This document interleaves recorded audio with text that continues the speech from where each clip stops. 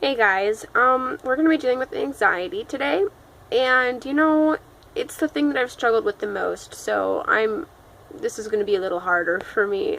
Um, you know, First of all, and I have said this a lot, I know, but if you need help, please go get help. It's okay to ask for help.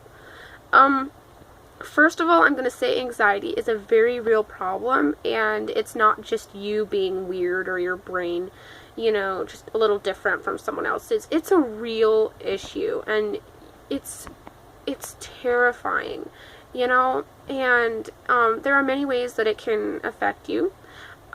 Me personally, I have always been just like terrified of the dark and terrified of heights. That sounds fairly normal, for kids, but as you get older, you're supposed to not be afraid anymore, right? Wrong, okay? I have extreme fear of the dark. Like, I have a nightlight, and it's okay to have a nightlight if you need one. Use it. I always keep my door locked, and that's okay. If you need protection and you don't know how to get it any other way, use that. Um, Basically what I'm saying is that fear is very normal, but anxiety is fear that is beyond logic.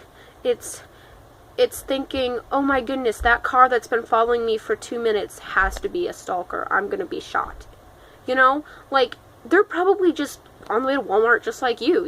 It's really most likely not that bad. So, one of the things that you have to remember is that your brain is playing tricks on you. And, if you need medication, take the medication. Otherwise, I've dealt with hallucinations. I've dealt with, being so scared of falling asleep at night that I would force myself to stay awake until my brain just shut itself down and was like, "You're going to sleep." And it was terrifying. I didn't want to be attacked during the night. I didn't want my family to be attacked during the night. I didn't want the house to burn down. I was so paranoid and scared. And it wasn't, I'm an extremely logical person, so I would, justify my fears by saying, 1 out of 3 people gets raped. What if I'm that one? And then worry about it for the rest of my life. And it's terrifying to think about because it's true, and that's why it's so scary. But a lot of times anxiety isn't true. Your brain is just trying to fool you. So if there's ways that you can help the symptoms out, whether it be locking your door or keeping a gun in your bedside, drawer or whatever, go for it. But we need to be fighting the problem, not the symptoms. So I would suggest, taking pills. This is going to be a religious video, so I'm sorry guys, but I'm not sorry. I'm a Christian. Great, it's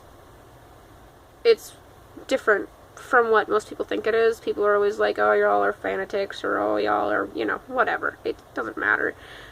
What we are is we are people who are looking for an answer for all the questions we have. And for us, we have found it here.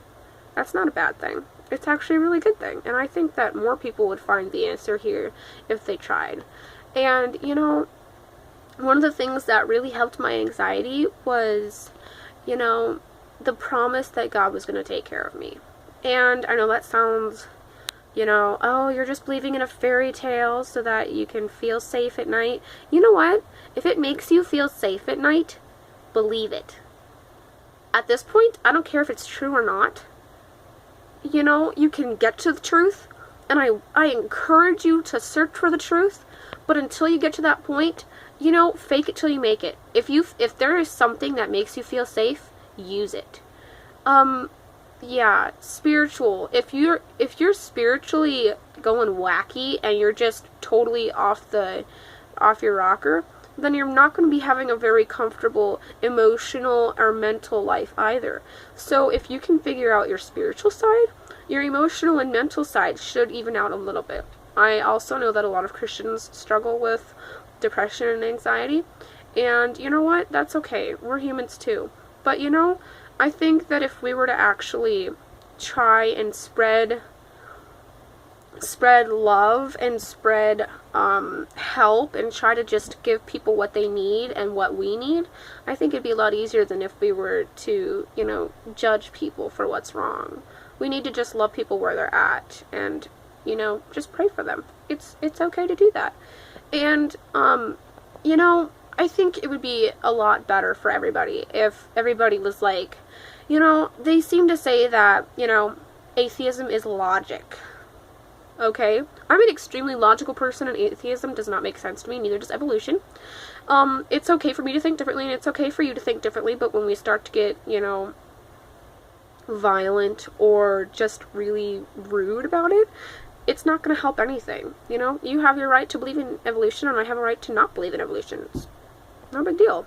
But, you know, I don't think it's a good idea to be so wrapped up in thinking your way is right and everyone else's way is wrong that you can't help someone that's in need. So find something you believe in and believe in it. And just keep looking for help, because there's help out there.